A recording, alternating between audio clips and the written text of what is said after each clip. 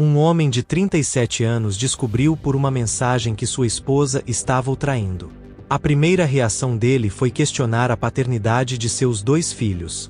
Com medo da verdade, a esposa traidora sequestrou as crianças e as levou para fora do país. O homem, desesperado por encontrar seus filhos, fez o impossível para trazer seus filhos de volta para casa. E a primeira coisa que ele fez quando recuperou as crianças foi um teste de paternidade. Mas o resultado do teste despertou o pior do homem. O que a mulher não esperava era que ele teria coragem de fazer o que fez para se vingar dela. E essa é a história bruxa de hoje. Já se inscreve no canal para descobrir o final desta impressionante história.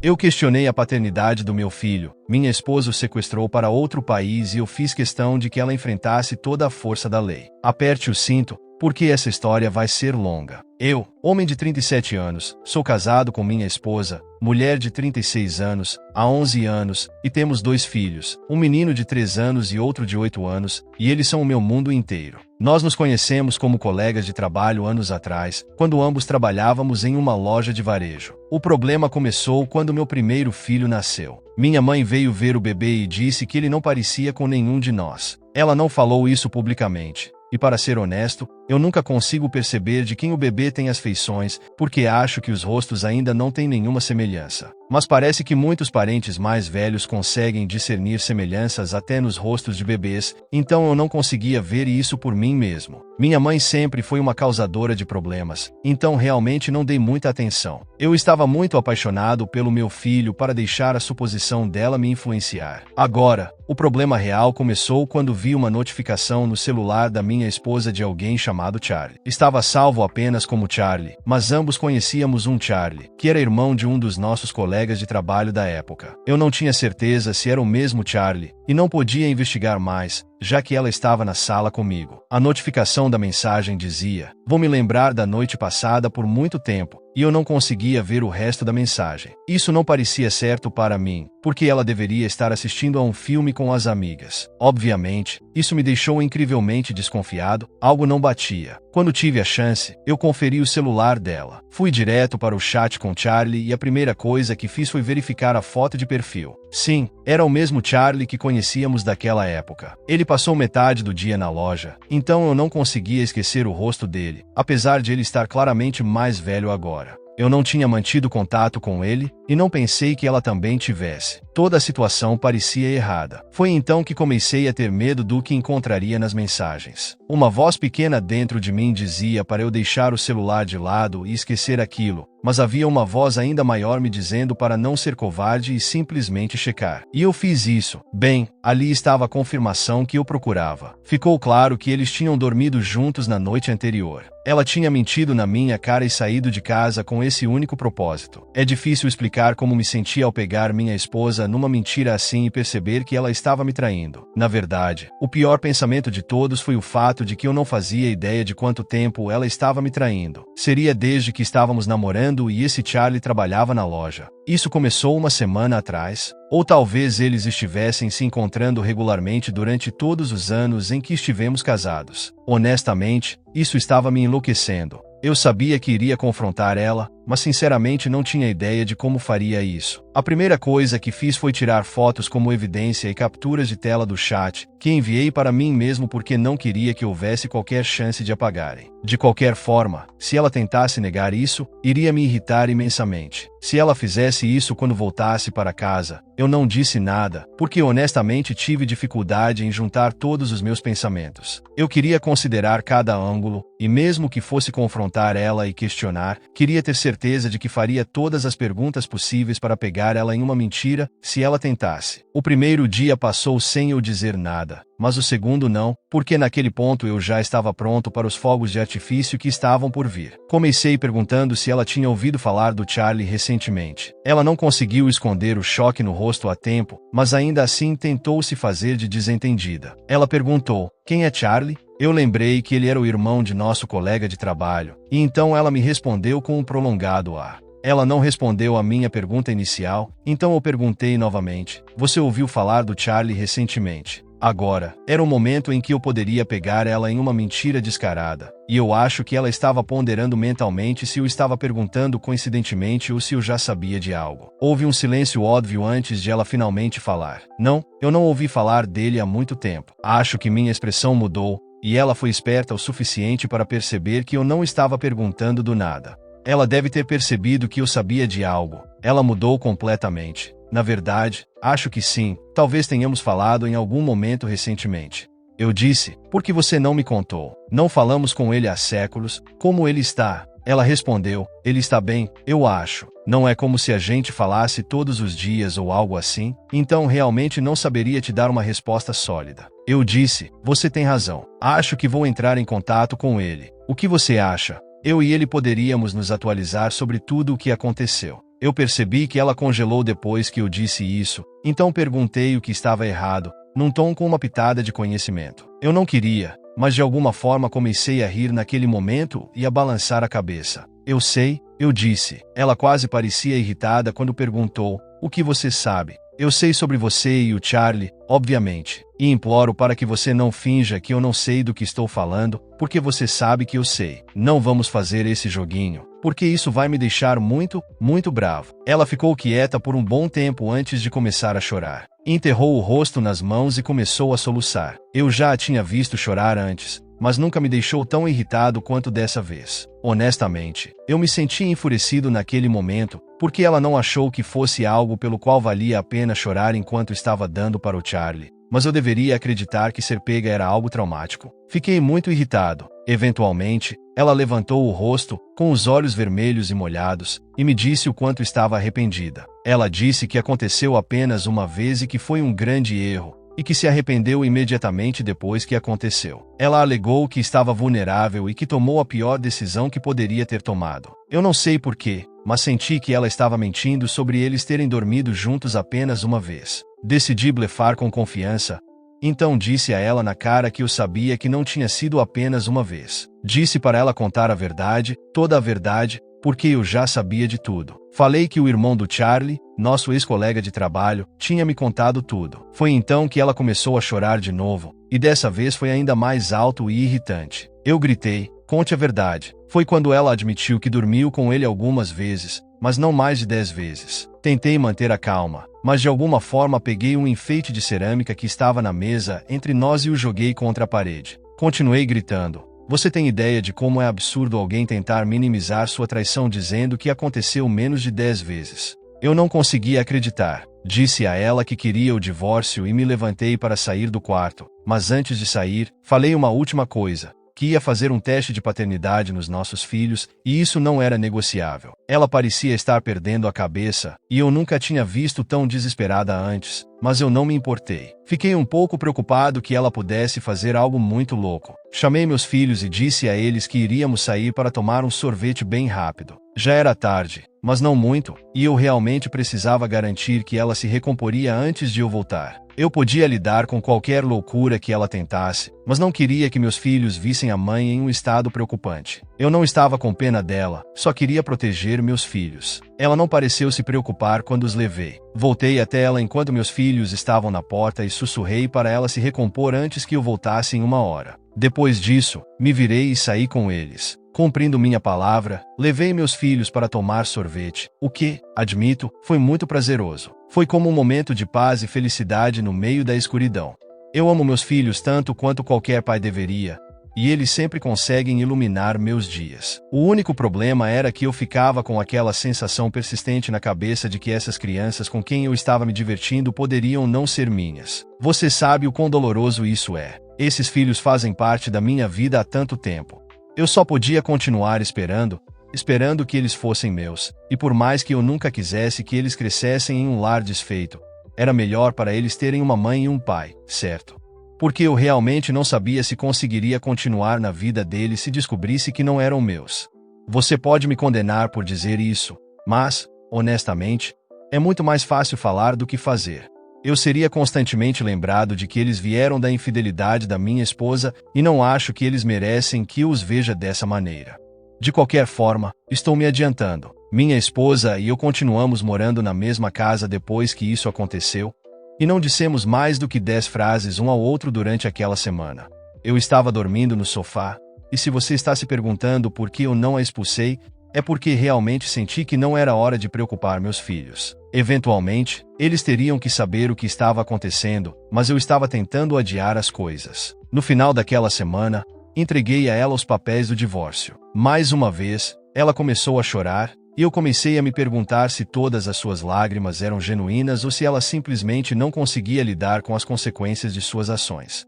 Eu disse a ela que não deveria dificultar o processo, que deveria simplesmente assinar, e durante o processo do divórcio eu faria um teste de paternidade legalmente obrigatório. Disse que ela não precisava se preocupar se soubesse que não havia sido infiel.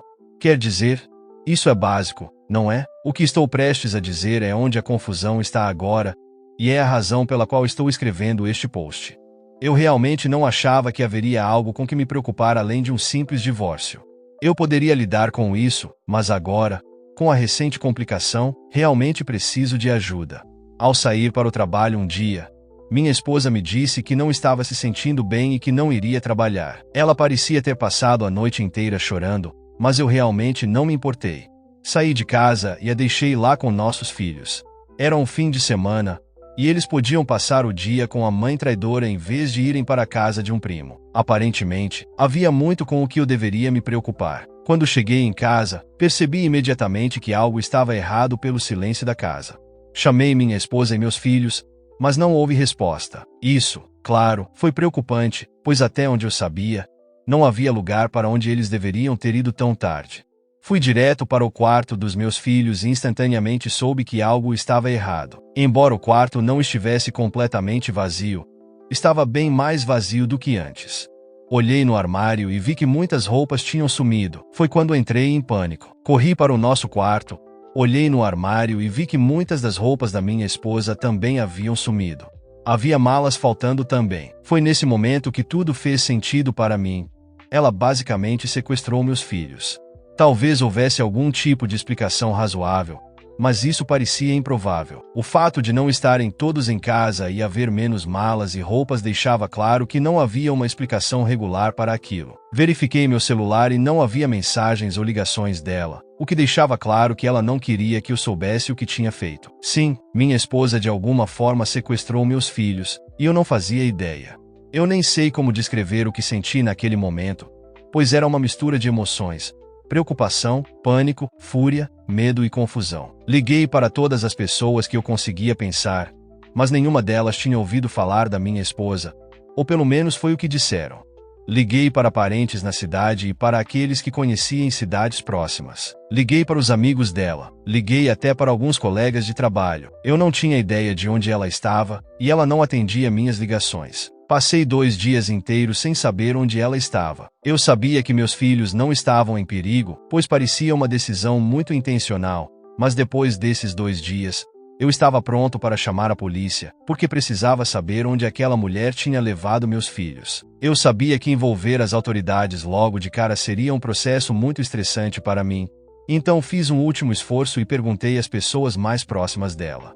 Uma de suas melhores amigas tinha falado com ela, mas não sabia onde ela estava. No entanto, foi ligando para os pais dela mais uma vez que finalmente descobri onde ela tinha ido.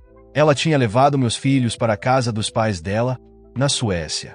Sim, ela voou com meus filhos diretamente para fora do país. Nesse ponto, não havia mistério sobre a emoção que eu estava sentindo, era pura raiva. Acho que nunca me senti tão furioso na vida, e não havia uma forma de extravasar isso, pois aquela mulher ainda não atendia minhas ligações. Eu queria quebrar coisas, jogar coisas e gritar com alguém, mas só acabaria destruindo a casa e gritando com a primeira pessoa que me frustrasse minimamente. Então, é aqui que as coisas estão agora. Minha esposa está em outro país com meus filhos, se recusa a atender minhas ligações e eu nem sei exatamente onde os pais dela moram na Suécia, já que nunca estive lá. Claro, sei que posso forçar os pais dela a me dizerem, mas vou pegar meus filhos à força e trazer eles de volta para os Estados Unidos? Qual seria o meu plano de ação se eu tirasse um tempo para ir até lá e fazer isso? Sei que posso localizar eles se eu realmente quiser, mas preciso saber o que faria se o fizesse. Estou muito confuso sobre o que fazer, e é por isso que preciso da ajuda de vocês. Primeiro de tudo, sei que deve haver alguma questão legal que impede que ela simplesmente leve nossos filhos, sobre os quais temos a guarda compartilhada, para fora do país. Não é assim que funciona, e eu sei disso. Então, adoraria se alguns de vocês, que talvez tenham mais conhecimento jurídico, pudessem me ajudar a descobrir o que devo fazer. Obrigado. Edição. Bem, ela finalmente entrou em contato comigo e não me orgulho de como perdi completamente a paciência gritando com ela.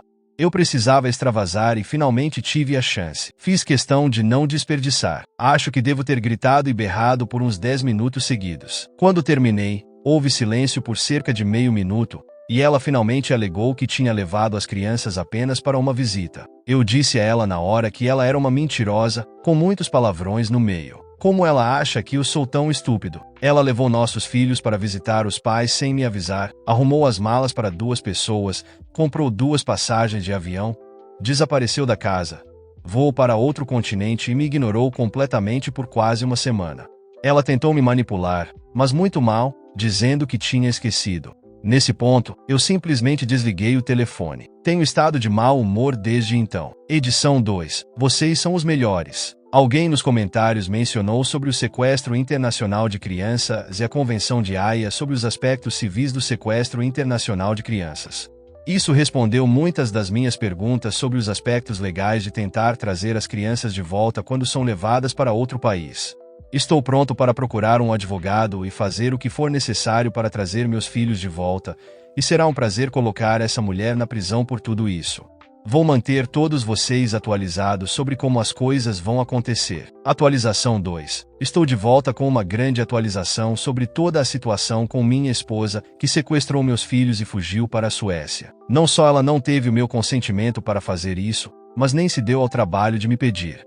Ela simplesmente fugiu com eles enquanto eu estava no trabalho. Depois, ela se recusou a entrar em contato comigo por quase uma semana, o que foi extremamente irritante para mim. Agora, entrei em contato com um advogado, diferente do meu advogado de divórcio, para me ajudar a trazer meus filhos de volta. Tomei essa decisão graças a um dos comentários no meu post anterior, que me falou sobre um certo tratado internacional relacionado ao sequestro de crianças, e consegui fazer muito progresso com base nisso. Esse tratado se chama Convenção de Haia sobre os aspectos civis do sequestro internacional de crianças, e vou tentar explicar para vocês os principais aspectos da melhor forma possível. Lembrem, não sou especialista em leis, sou apenas uma pessoa leiga tentando explicar as coisas como entendi. No caso de um dos pais levar uma criança para outro estado sem permissão, isso pode ser classificado como sequestro. Com a polícia ao seu lado, deve ser relativamente fácil resolver as coisas, pois a polícia opera dentro do país. Mas o que acontece se a criança for levada para fora do país? A polícia americana não poderá ajudar diretamente, e é aí que entra o tratado internacional. Ele leva em consideração onde a criança vive habitualmente, ou seja, sua residência habitual, e se ela foi removida ilegalmente. No caso dos meus filhos, sua residência habitual obviamente era nos Estados Unidos, e foi muito fácil estabelecer que eles foram removidos de forma ilegal. Nesse ponto, meu advogado foi extremamente útil. Ele me explicou a teoria e eu expliquei para vocês o melhor que pude, conforme entendi. Depois disso, ele começou a fazer seu trabalho, que envolveu registrar algo relacionado à Convenção de Haia, entrar em contato com as autoridades locais e outras coisas que eu honestamente não me preocupei em entender nos mínimos detalhes, já que sabia que ele cuidaria do processo. Deixei muito claro para minha esposa que tinha chamado a polícia e contratado um advogado para me ajudar no processo de trazer meus filhos de volta, mas ela não parecia preocupada. A resposta dela foi que não ia ficar parada enquanto eu destruía a família, o que eu achei extremamente estúpido. Afinal, fugir para outro país com nossos filhos estava quebrando a família à sua maneira.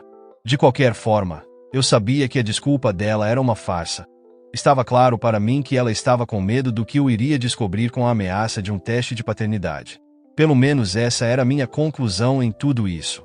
Meu advogado enviou um aviso para ela e seus pais na Suécia, informando sobre as consequências de não trazer as crianças de volta. Com certeza, seria fácil trazer meu filho de volta com a ajuda do Tratado de Haia e da polícia lá, mas o advogado disse que seria uma boa ideia deixar ela ciente de como isso poderia impactar sua própria vida, especialmente em um sentido criminal. Uma parte de mim queria que ela aceitasse o aviso e voltasse para que as coisas fossem resolvidas de forma pacífica e fácil, Mas uma parte mais sombria queria que ela continuasse sendo teimosa para que eu pudesse ter certeza de que ela acabaria atrás das grades. A diferença no aviso enviado aos pais dela era que continha as mesmas informações essenciais, mas também mencionava que eles estavam agindo essencialmente como cúmplices do sequestro. O aviso deu a ela uma semana para devolver meu filho para casa, nos Estados Unidos. Bem, vou acelerar e contar a vocês como as coisas boas aconteceram. Exatamente uma semana depois, meus sogros me ligaram. Eles passaram por algumas conversas básicas no início, mas ficou claro que estavam achando difícil dizer o que queriam. Eventualmente,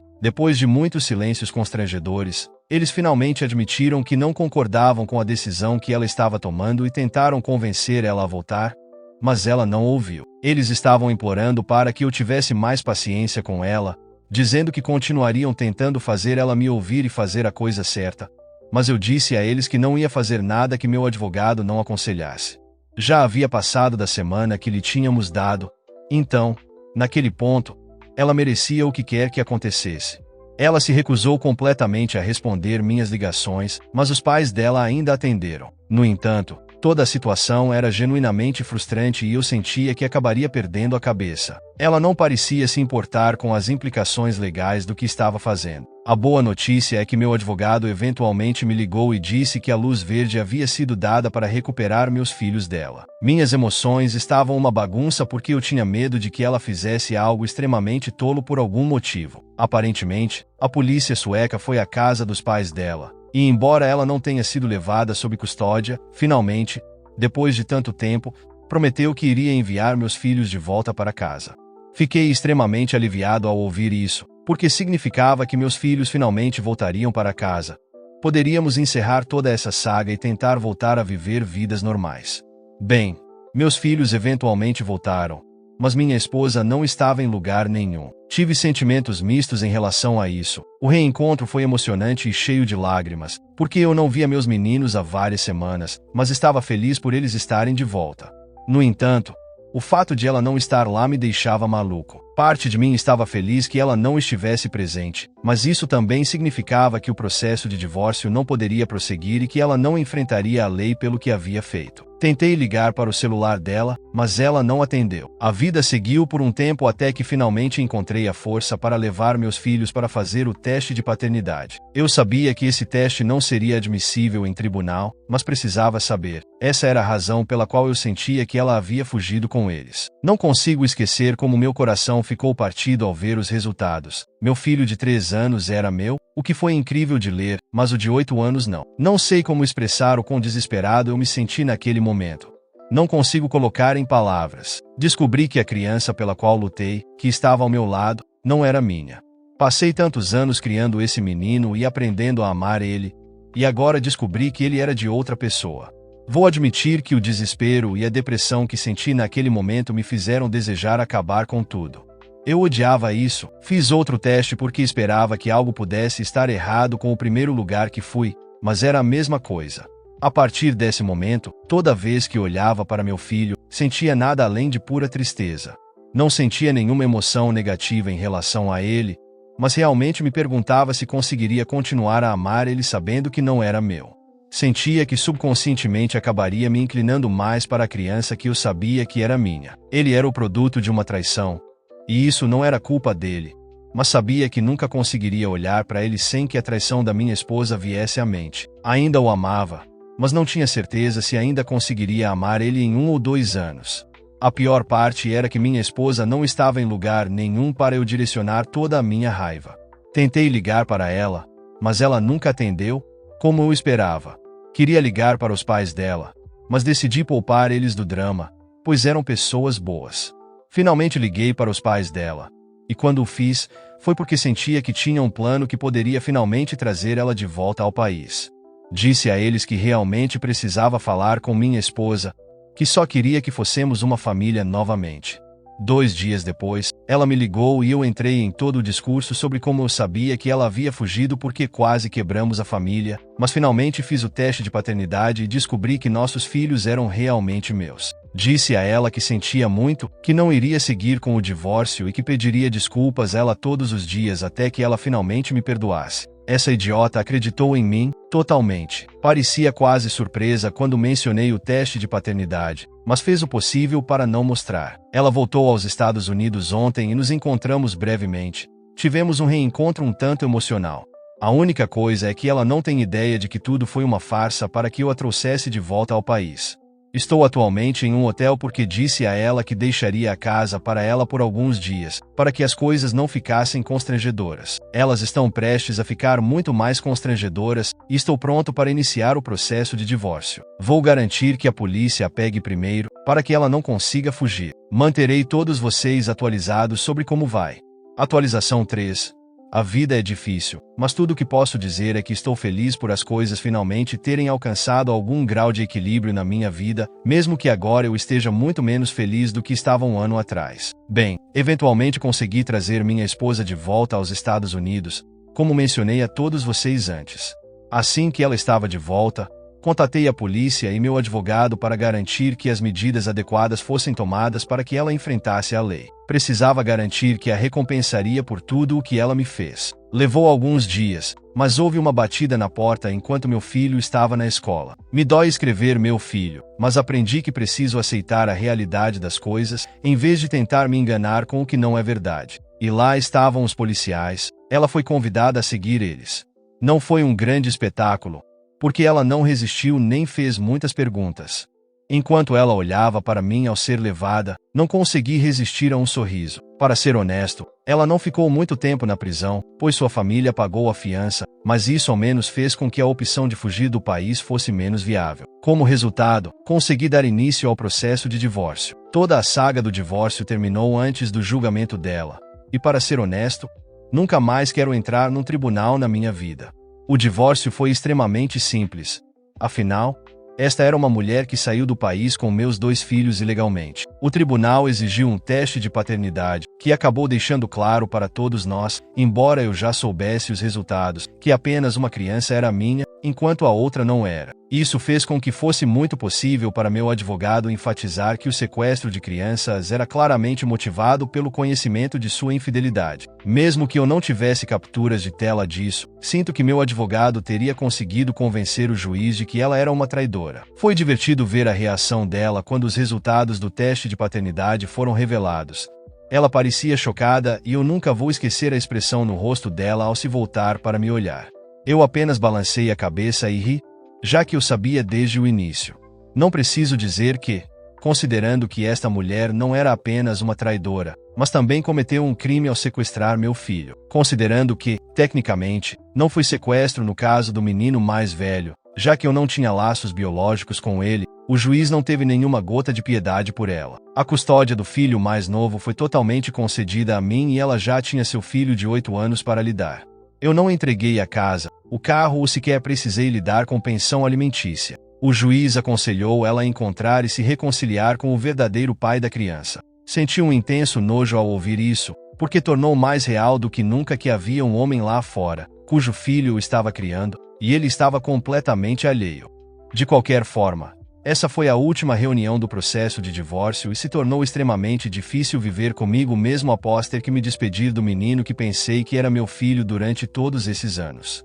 Sei que muitos de vocês não poderão se relacionar com a decisão que tomei. Eu pareço um canalha por isso, e me sinto um. Talvez eu devesse ter apenas adotado o menino, certo? Espero e rezo para que nenhum de vocês tenha que tomar a decisão que eu tomei, pois pode ser mais difícil do que parece. Quanto a ela e seu crime, eventualmente ela foi a julgamento por sua acusação de sequestro internacional de crianças e eu estive presente em todas as sessões, como era exigido. É claro que tive que fazer declarações e subir ao banco das testemunhas e fazer todo tipo de coisas irritantes, mas no final, ela foi presa. Para ser honesto, não foi por tanto tempo quanto eu gostaria. Mas já que a duração do sequestro não foi longa, as crianças foram bem tratadas com os avós dela e apenas uma delas era biologicamente minha. O juiz, neste caso, diferente do que aconteceu no divórcio, foi relativamente bonzinho. Ele deu apenas 18 meses de prisão para ela, especialmente porque ela ainda tinha uma criança que ficaria com o parente até ela sair. Para uma pessoa comum como ela, 18 meses seriam um inferno, mas por ter me traído e me fazer passar pela dor de uma fraude de paternidade, eu realmente desejava com todo o meu coração que fosse pelo menos 5 anos.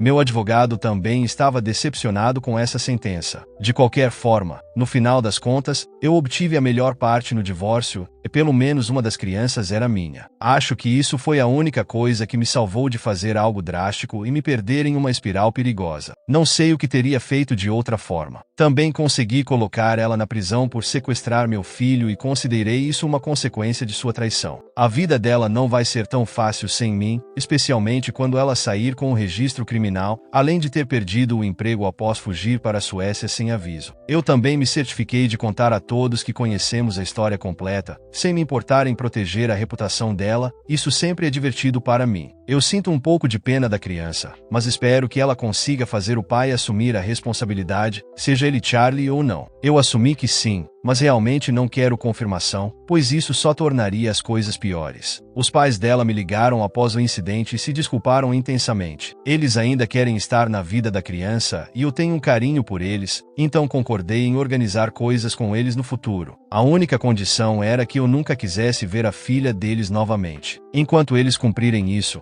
tudo ficará bem para todos nós. Isso é tudo de mim. No entanto, tenho vivido como um pai solteiro, e embora seja difícil, é recompensador. Apenas espero que eu consiga manter a cabeça erguida ao longo dos anos. Espero que haja algo que vocês possam aprender com minha dor, para que não precisem passar pelo que eu passei. Não esquece de se inscrever no canal. Mas agora me diz nos comentários, o que você faria no meu lugar?